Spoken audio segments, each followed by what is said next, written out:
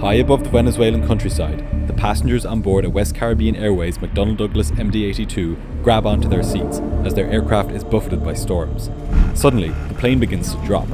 But this is no normal turbulence. Their aircraft has started to fall out of the sky. The confused pilots desperately try to understand what is happening to their plane, as it screams down through the dark clouds, falling at over 12,000 feet per minute.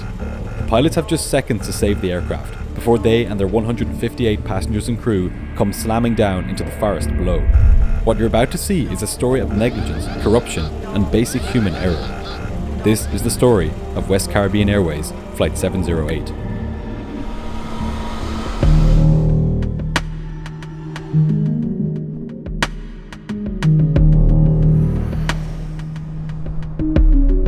It was a summer evening in August 2005 when 152 passengers boarded West Caribbean Airways Flight 708 at Tocumen International Airport in Panama City.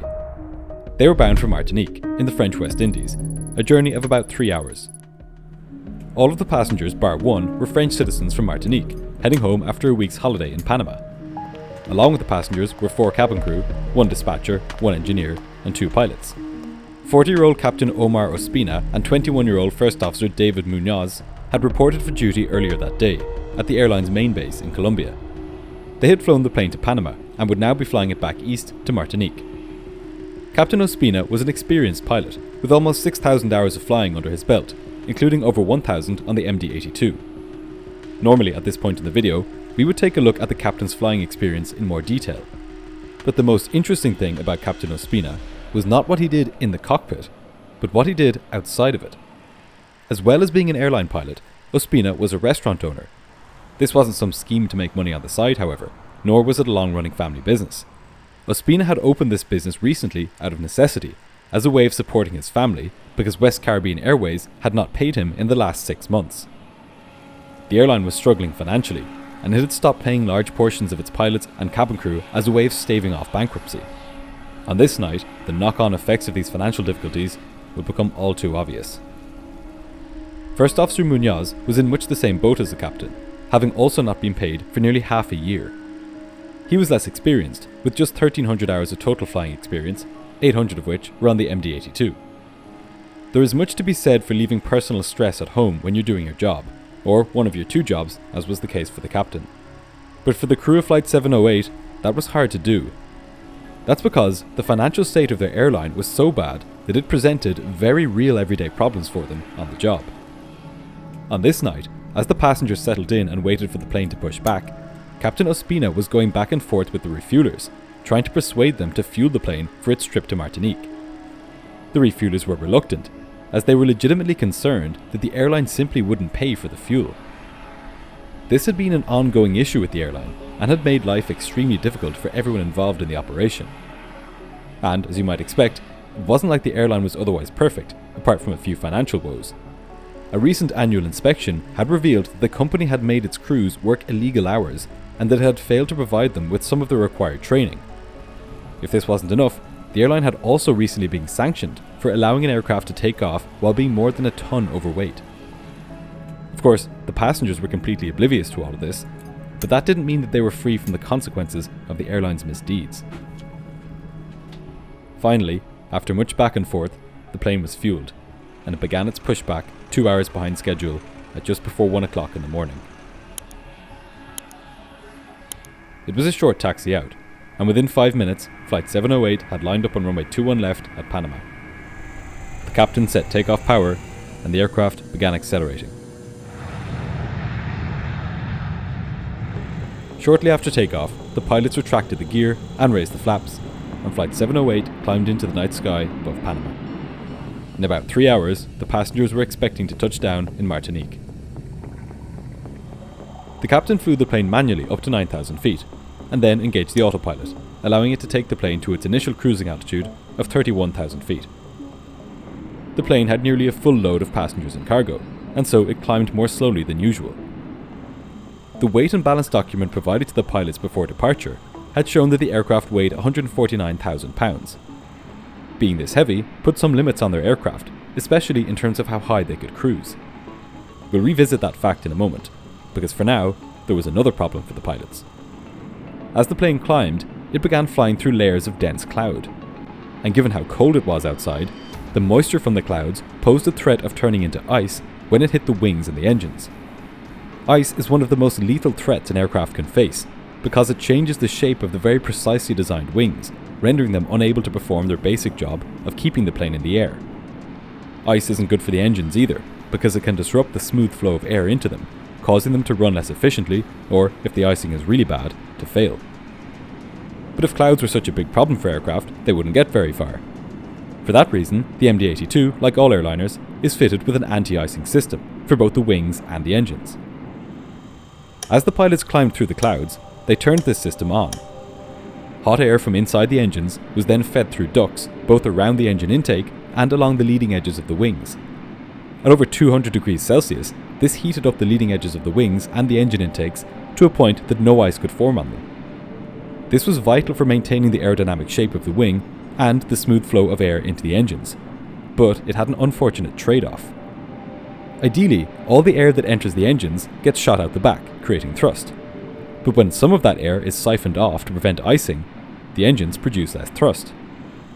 The pilots were well aware of this, however, and even though it took them 5 minutes longer than usual to climb to their cruising altitude, they reached it eventually, and all appeared well. Before we continue, I want to say a quick word about this video's sponsor, Saily. Have you ever been lost abroad or badly needed an internet connection in a foreign country? That's where Saily comes in. Saily is an eSIM service app for your phone, which ensures that you have access to the internet wherever you go. Let's say you're on the road during a trip abroad, and you need to get online fast. You could go to a seller outside a train station and possibly get scammed into buying a fake SIM card, or you could spend your trip going from cafe to cafe in search of free Wi-Fi, or you could simply download an eSIM from Saily and stay connected to the internet wherever you go. Saily has unlimited data plans, so you never run out of data, and it's supported in over 160 countries. What I like about Saily is how much money it saves you on roaming fees. Because the eSIM is made for the country you're in, you pay far less or even nothing at all on roaming fees, because you're not roaming. Saily works on both iOS and Android devices. All you need to do is download the app using my link, pick a plan, and install the eSIM. You keep your own number too, so there's no hassle texting everybody that you've changed numbers. Use my link in the video description or scan the QR code on screen here. With my coupon code GDA, you get 15% off. And in the unlikely event that your phone isn't supported, you can get a full refund. Thanks again to Saily for sponsoring this video. And now, back to the video. Once the aircraft was safely established in the cruise at flight level 310, the cabin crew began serving meals and drinks. There was a relaxed atmosphere on board, with the passengers looking forward to finally getting home. Up in the cockpit, however, the pilots had a new problem: the weather. On their weather radar display, the pilots could pick out bands of storms ahead of them. As storm clouds form, water droplets within the cloud collide and join together, forming bigger and heavier water droplets. These water droplets are supported by large updrafts of air, where the droplets continue to collide, forming larger and larger droplets. The larger the water droplets, the bigger the target they will make for the radar pulse sent from an aircraft. These reflected pulses will then show up on the aircraft's radar screen as different colours: green for light precipitation, amber for moderate, and red for heavy rain. Some radars also have purple for extreme. The heavier the rain, the more violent the turbulence pilots can expect to encounter within the cloud. After looking at the storms, it was clear that the pilots needed to change course. The first officer radioed air traffic control, requesting a heading change. He was then cleared to turn to avoid the storms, and with that, the captain twisted the heading selector knob on the autopilot, and the plane began turning. The pilots would now begin their task of picking their way through the storm clouds, trying to make the journey as safe and comfortable for the passengers as possible. To that end, they had another option at their disposal. As well as turning, there is another way to avoid storms. You can fly above them. Flying higher also has the advantage of using less fuel. So, 6 minutes after requesting a change of course from air traffic control, the first officer asked to climb 2,000 feet to flight level 330. But there was a problem. Normally, the plane would have been well able to climb to and stay at flight level 330. But with the anti-ice system turned on, the maximum altitude reachable by the plane had been reduced by 3,000 feet. With some of the hot air from the engines being diverted to the anti-ice system, the engines just couldn't produce the thrust needed to stay at a higher altitude. This was clearly spelled out on the aircraft's performance tables on board, which showed what altitude the aircraft could reach at various weights and configurations. If the pilots had checked these tables, they would have seen that flight level 330 was simply not possible at their current weight with the anti-ice on. But they didn't check these tables. The controller cleared the flight up to 33,000 feet, and the pilots began climbing. During the climb, the pilots engaged the vertical speed mode of the autopilot and commanded the plane to climb at a rate of 500 feet per minute. Vertical speed mode is rarely used by pilots, and for good reason. When it's in use, the plane will try to achieve the selected rate of climb no matter what. Even if the climb is so steep that it causes the plane to get dangerously slow, the autopilot will simply continue to pitch the nose up in a vain effort to achieve the rate the pilots have selected. And as Flight 708 climbed, that's exactly what happened. The captain had selected a speed of Mach 0.75 on the autopilot, or 75% the speed of sound. But in its effort to climb at an admittedly small rate of 500 feet per minute, the aircraft couldn't maintain this speed, and it began to slow down. Thankfully, the pilots were watching the airspeed, and before the aircraft had even been climbing for 1 minute, the captain levelled off in order to allow his speed to build back up. The fact that he had to do this after climbing just 500 feet should have been a sign that he was approaching the performance limits of his aircraft. A plane should be able to climb 2,000 feet without needing to stop and catch its breath along the way. But the pilots were tired, stressed, and they didn't appreciate how close they were taking their plane to its limits. What's more, the culture at the airline was not one where something like this would have been seen as a potential safety issue. So, once the speed had built back up, the captain again put the aircraft in a climb into thinner and thinner air. This time, he made it a bit further, reaching 32,300 feet before having to level off yet again. By this point, he knew he wasn't going to make it all the way up to 33,000 feet without changing something. Luckily for him, it seemed, there was a straightforward fix. He asked the first officer to switch off the anti-ice systems. With almost all of the air entering the engines now being pushed out the back as thrust, the plane now had the power it needed to climb the last 700 feet to flight level 330. The captain began climbing again, but even with this extra boost to engine power, the airspeed still decreased during the climb. The engines were at their maximum thrust setting, unable to produce any more power. It should have been abundantly clear to the pilots that they were pushing their plane to its limits. But eventually, Flight 708 reached flight level 330. The pilots had made it for now. Slowly, the aircraft began accelerating. The captain was well aware of how unusual this low performance was, and he told the first officer that he had trouble trying to get the plane's speed up. In fact, it took a full 4 minutes for the plane to accelerate from Mach 0.70 to Mach 0.75. That rate of acceleration is analogous to flooring the accelerator in your car while on the motorway and still taking a few minutes to go from 100 km an hour to 110.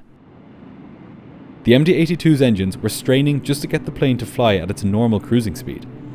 To make matters worse, this whole struggle for speed was with the anti-ice system off, meaning that the plane had more power available to it than usual, and yet still it struggled.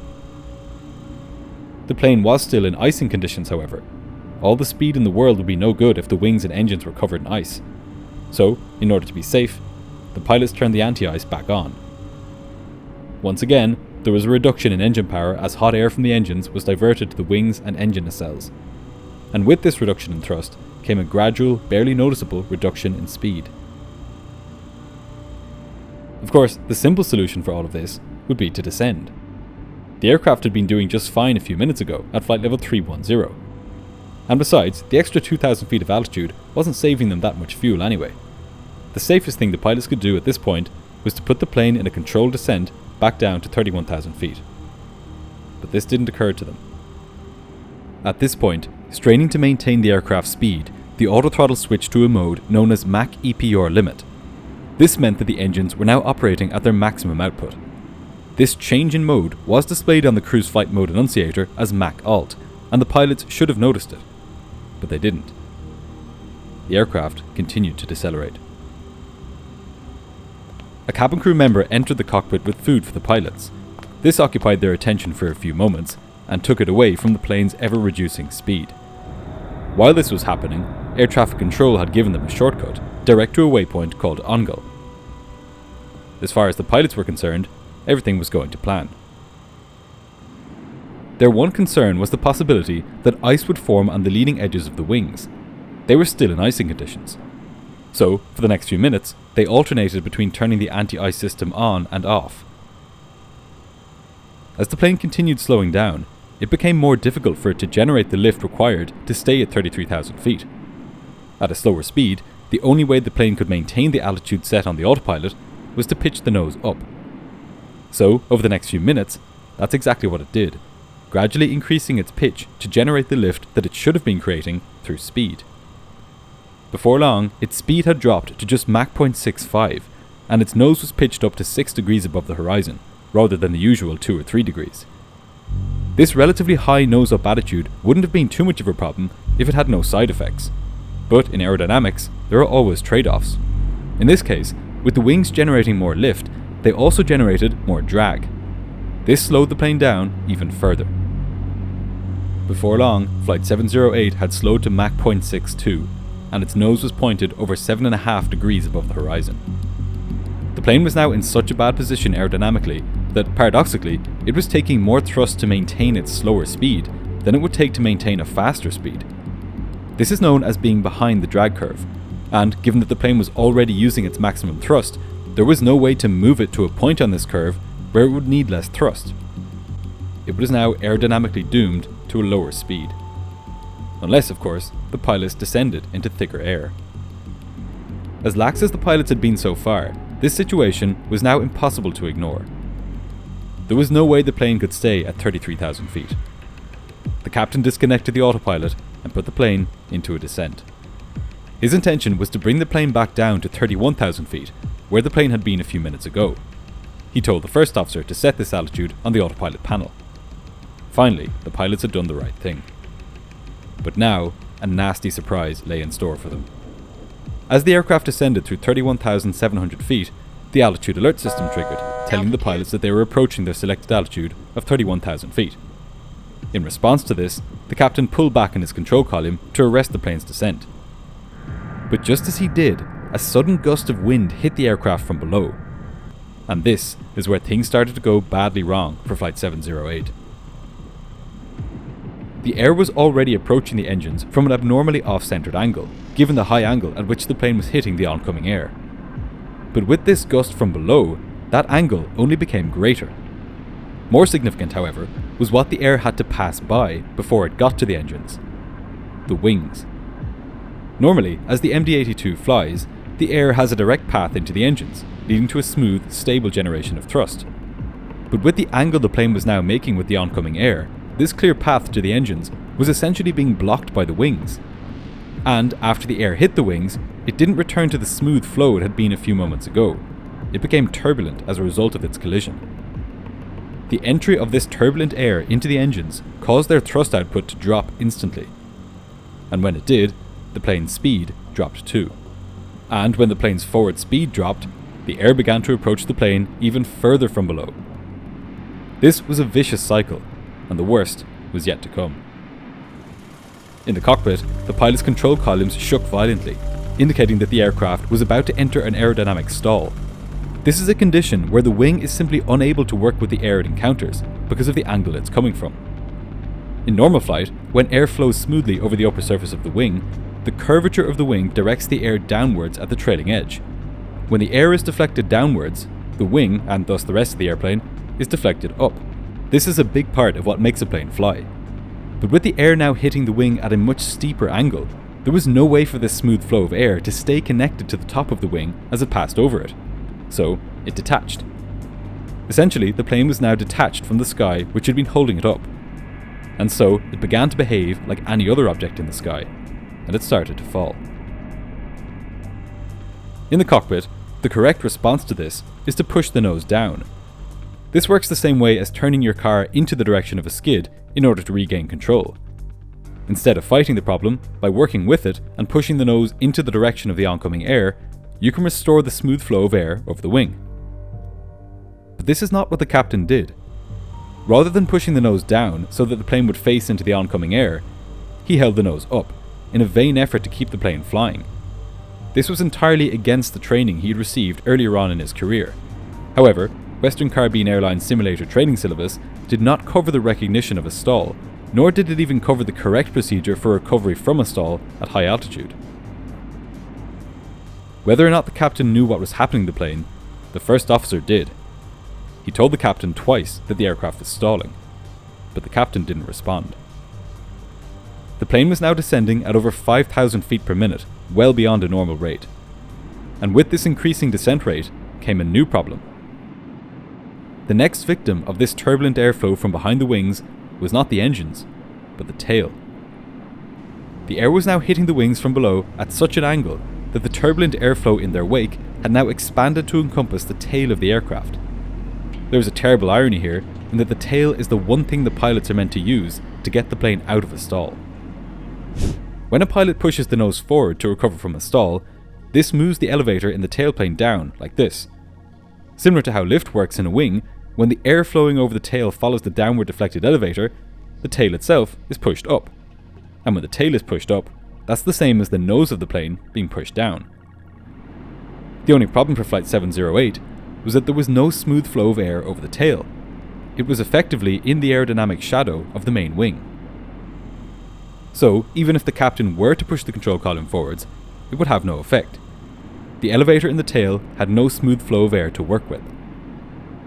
This is a particular weakness in the design of T-tailed aircraft like the MD-82, and it's the reason that a stall in one of these aircraft can be even more dangerous than a stall in a conventional airplane.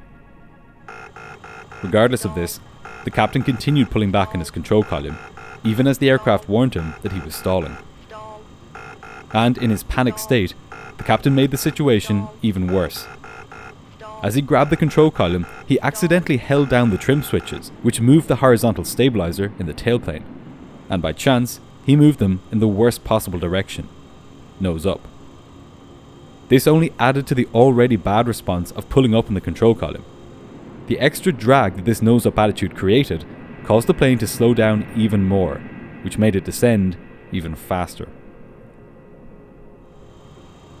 At this point, the first officer should have taken over from the captain. He was fully aware that the aircraft was in a stall, and he knew that the nose needed to be pushed down.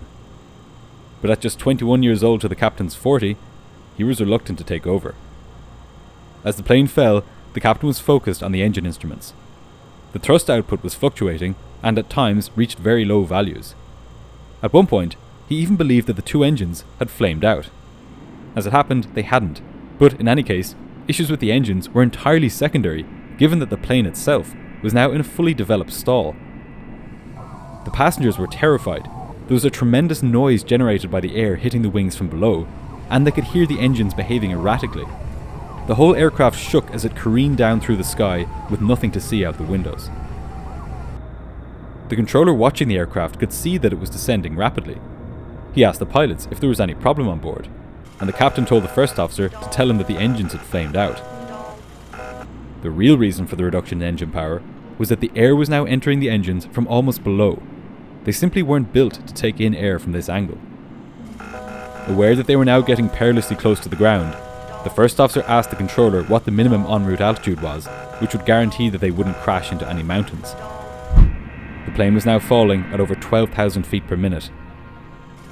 The stick shaker was rattling, the stall warning was blaring, and the altitude alert tone was sounding. At this point, even if they pushed the nose fully forwards, the pilots wouldn't be able to salvage the situation. Flight 708 fell through 10,000 feet, then 9,000, then 8,000, in mere seconds. Before long, the ground proximity warning system, with its sensors on the underside of the aircraft, picked up reflections from the ground, now just 2,500 feet below them. It could tell that the plane was closing in on the ground at an enormous rate, and it sent an urgent warning to the pilots. The ground proximity warning system isn't smart enough to know that pulling up is exactly what got the pilots into this situation in the first place. But at this point, it didn't make any difference. No matter what the crew did, their aircraft was doomed. Mere seconds after the GPWS first sounded, Flight 708 ploughed into the ground. There were no survivors. To prevent an accident like this ever happening again, the final report made a number of recommendations aimed at both national authorities and Boeing.